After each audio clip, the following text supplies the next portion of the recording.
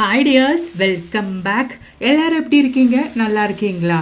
இந்த மாதிரி ஆப்பம் நல்ல பர்ஃபெக்டாக, நல்ல டேஸ்டியாக, நல்ல கிறிஸ்பியாக சாப்பிடணுன்னா நீங்கள் இந்த மாதிரி பச்சரிசி ஊற போடணுன்ற அவசியம் இல்லைங்க. பச்சரிசி ஊற போடாமல், பச்சரிசி அரைக்காமல், பூண்டு மட்டுமே நீங்கள் போட்டு வச்சு பாருங்கள். நல்ல பர்ஃபெக்டான ஆப்பம் நீங்களும் வீட்டில் செஞ்சு சாப்பிட்லாங்க. வீடியோ ஃபுல்லாக ஸ்கிப் பண்ணாமல் பாருங்கள். அப்போ தான் நம்ம இதெல்லாம் எப்படி செய்கிறோம் அப்படின்றது உங்களுக்கு புரியும். அப்போ நமக்கு டைம் வேஸ்ட் பண்ணாமல் நேராக வீடியோக்குள்ளே போயிடலாம் ஃப்ரெண்ட்ஸ்.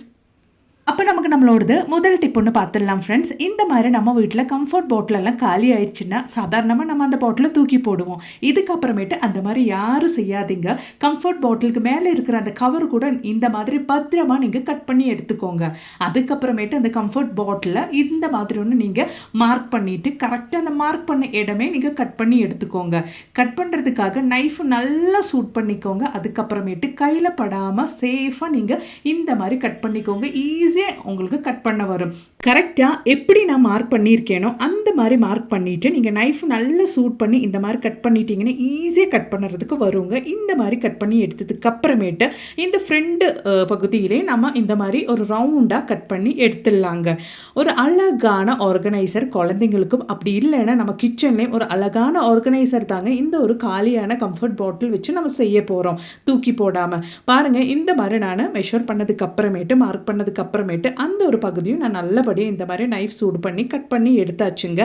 நீங்கள் கட் பண்ணதுக்கு அப்புறமேட்டு அந்த ஷார்ப் எட்ஜஸ் எல்லாம் நைஃப் சூட் பண்ணி ஒன்று சேஃபாக லெவல் பண்ணி விட்டுக்கோங்க. அதுக்கப்புறமேட்டு அந்த கம்ஃபர்ட் பாட்டிலுக்கு மேலே இருந்த ஒரு கவரில் இருக்கிற அந்த ஃப்ளவர் நம்ம கரெக்டாக கட் பண்ணி எடுத்துடலாங்க. அதுக்கப்புறமேட்டு நம்ம கட் பண்ண அந்த ஒரு கம்ஃபர்ட் பாட்டில் பேக்கில் இல்லைனா ஆர்கனைசரில் நம்ம இந்த மாதிரி ரெண்டு சைட்லேயும் ஒட்ட வச்சிடலாங்க.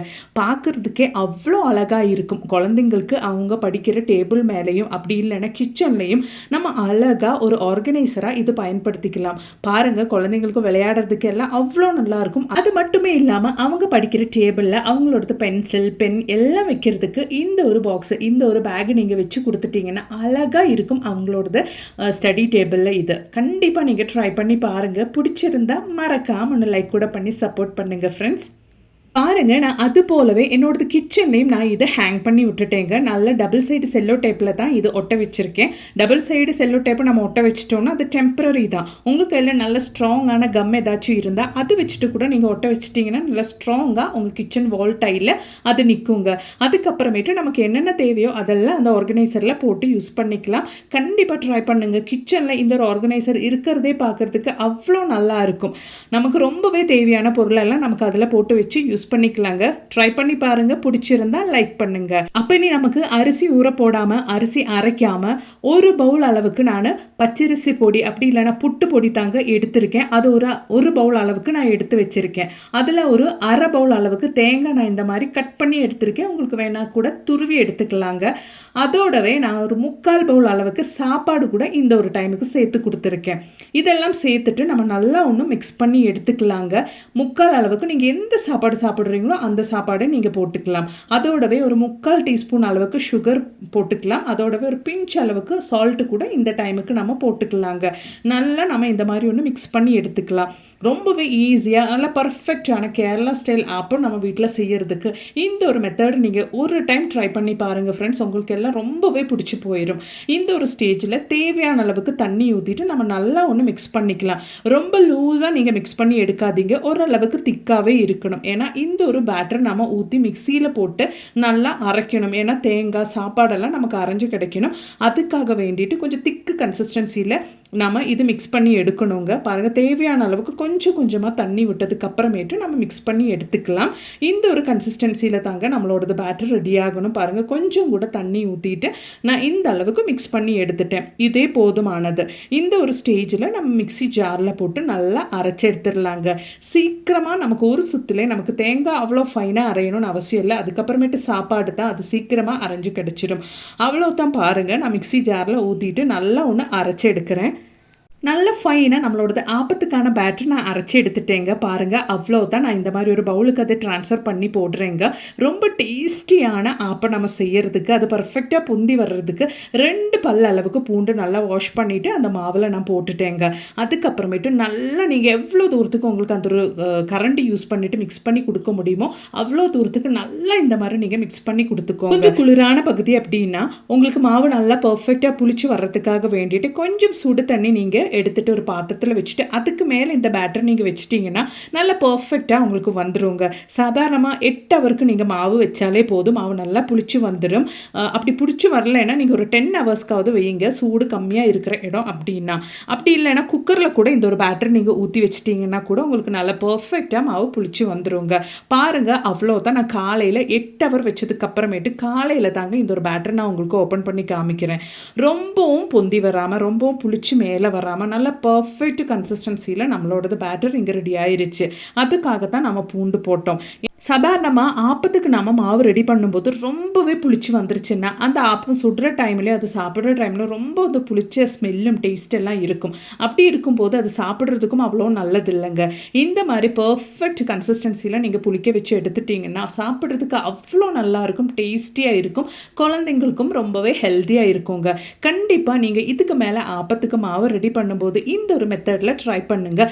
புளிக்கிற ஸ்டேஜில் அந்த புளிக்க வைக்கிற அந்த ஒரு டைம் மட்டும் நீங்கள் பார்த்துக்கோங்க. ஏன்னா சூடான இடம் அப்படி இல்லைன்னா அதுக்கு தகுந்த மாதிரி நீங்கள் குக்கர்லேயோ அப்படி இல்லைன்னா கொஞ்சம் சூடு தண்ணி வச்சுட்டு அதுக்கு மேலேயோ உங்கள் மாவு நீங்கள் புளிக்கிறதுக்கு வைங்க. அப்போ தான் நல்லா பர்ஃபெக்டாக நமக்கு கிடைக்கும். ஒரு 10 நிமிஷம் டைமுக்கு நம்மளோட மாவு நம்ம வச்சிடலாம். அந்த டைமுக்கு நாம் ஒரு பர்ஃபெக்டாக ஈஸியாக நமக்கு செய்யக்கூடிய ஒரு தேங்காய் பால் நம்ம செஞ்சிடலாங்க. அதுக்காக வேண்டிட்டு நான் தேங்காய் இந்த மாதிரி பொடியை கட் பண்ணி எடுத்திருக்கேன். ஈஸியாக இருக்கிறதுக்காக வேண்டிட்டு தான் நான் கட் பண்ணி எடுத்திருக்கேன். நிறைய பேர் தேங்காய் பாலுக்கு துருவி தான் செய்வாங்க. நான் இந்த மாதிரி கட் பண்ணி எடுத்திருக்கேன், ரொம்பவே ஈஸியாக இருக்கிறதுக்காக வேண்டிட்டு. அதில் நான் சோம்பு தாங்க போட்டு விடுறேன். ஒரு 1/4 டீஸ்பூன் அளவுக்கு சோம்பு போட்டிருக்கேன். அதோடவே ஒரு 3 ஏலக்காய் தாங்க போடுறேன். ஒரு 3 ஏலக்காய் அப்படி இல்லைன்னா 2 ஏலக்காய் போடலாம். நான் இங்கே 3 ஏலக்காய் தாங்க போட்டு விட்டுருக்கேன். அதுக்கப்புறமேட்டு நல்லா நம்ம அரைச்சி எடுத்துக்கலாம். நம்ம குழம்புக்கெல்லாம் நல்லா ஃபைனாக பேஸ்ட்டு, கோகனட் பேஸ்ட்டு ரெடி பண்ணுவோம். அந்த மாதிரி இல்லாமல் குழம்புக்கு நம்ம எப்படி ரெடி பண்ணுவோமோ அதுக்கு ஜஸ்ட்டு முன்னாடி, அதாவது கொஞ்சம் குறப்பாக நம்ம அரைச்சி எடுத்துடணுங்க.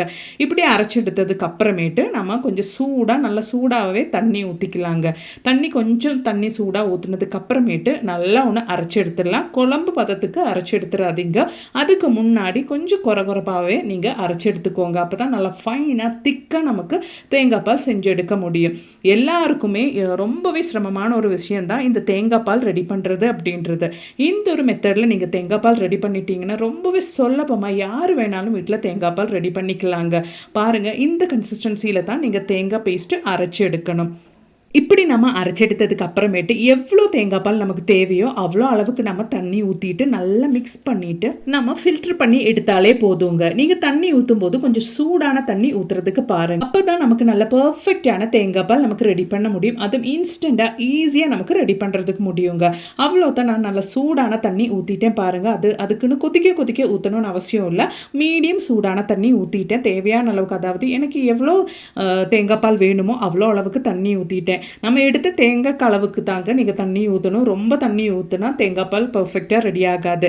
நான் இங்கே கொஞ்சம் மீடியம் சைஸ் தேங்காய் எடுத்ததுனால அதுக்கு தகுந்த மாதிரி தண்ணி ஊற்றிட்டேன். இதுக்கப்புறமேட்டு ஃபில்டர் பண்ணால் மட்டுமே போதுங்க. நல்ல டேஸ்டான தேங்காய் பால் நம்ம ரெடி பண்ணிக்கலாம். அவ்வளோதான். பாருங்கள், நம்மளோட தேங்காய் பால் இங்கே ரெடி ஆயிருச்சு. பாருங்கள், காலையில் வித்தின் மினிட்ஸில் ஈஸியாக நம்ம தேங்காய் பால் ரெடி பண்ணியாச்சு. இது இனி நமக்கு நம்மளோடது மாவு நம்ம ஆல்ரெடி 10 நிமிஷம் டைமுக்கு நம்ம ரெஸ்ட் பண்ணுறதுக்காக வச்சுருந்தோம். அந்த மாவு எடுத்து நல்ல பர்ஃபெக்டான ஆப்பம் நம்மளோடது ஆப்பச்சட்டியில் ஊற்றி நம்ம ரெடி பண்ணிக்கலாங்க. அவ்வளோதான். பாருங்கள், பூண்டு வச்சு நல்லா பர்ஃபெக்டாக நம்மளோடது மாவு புளிக்க வச்சு எடுத்த மாவு நான் இந்த மாதிரி 2 தவி அளவுக்கு நான் ஆப்பச்சட்டியில் ஊற்றிட்டேங்க. ஒரு சொட்டு கூட ஆயில் நம்ம ஊற்றலை. சாதாரணமாக ஆப்பெல்லாம் ரெடி பண்ணும்போது கொஞ்சம் கோகனட் ஆயில் ஊற்றிட்டு தான் நம்ம ரெடி பண்ணுவோம். அப்போ தான் நமக்கு நல்ல பர்ஃபெக்டான டேஸ்ட்டில் வரும். அந்த மாதிரி இல்லாமல் ஒரு சொட்டு கூட கோகனட் ஆயில் ஊற்றாமலே நான் இந்த ஒரு மாவு ஆப்பச்சட்டியில் ஊற்றிட்டேங்க. ஒரு 2 நிமிஷம் டைமுக்கு அந்த ஆப்பம் வேகிற டைமுக்கு நம்ம லிட்டு போட்டு க்ளோஸ் பண்ணி வச்சுக்கலாம். அதுக்கப்புறமேட்டு பார்த்தா உங்களுக்கு தெரியும் நல்லா பர்ஃபெக்டாக ஒட்டாமல் அந்த சைடெல்லாம் நல்லா கிறிஸ்பியாக பர்ஃபெக்டான ஆப்பமே நமக்கு ரெடி ஆயிருச்சுங்க. கண்டிப்பாக நீங்களும் வீட்டில் இந்த ஒரு மெத்தடில் ட்ரை பண்ணி பாருங்கள். நீங்களும் வீட்டில் நல்ல டேஸ்டான பர்ஃபெக்டான ஆப்பம் செஞ்சு சாப்பிடலாங்க. இந்த ஒரு வீடியோ உங்களுக்கு மிகவும் பயனுள்ளதாக இருந்துருச்சுன்னு நினைக்கிறேன். வீடியோ பிடிச்சிருந்தா மறக்காமல் உங்கள் ஃப்ரெண்ட்ஸ் அண்ட் ஃபேமிலி கூட ஷேர் பண்ணி சப்போர்ட் பண்ணுங்கள் ஃப்ரெண்ட்ஸ். தேங்க்ஸ் ஃபார் வாட்சிங்.